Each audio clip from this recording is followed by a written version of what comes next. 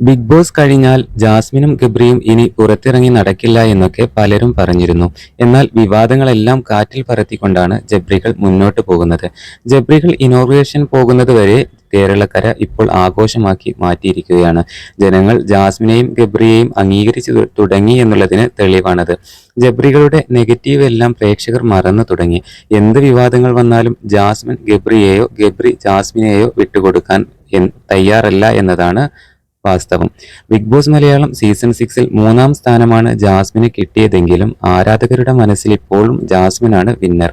ഇവരിപ്പോൾ എന്ത് കണ്ടന്റുമായി വന്നാലും അത് പെട്ടെന്ന് വൈറലാകുന്നുണ്ട്.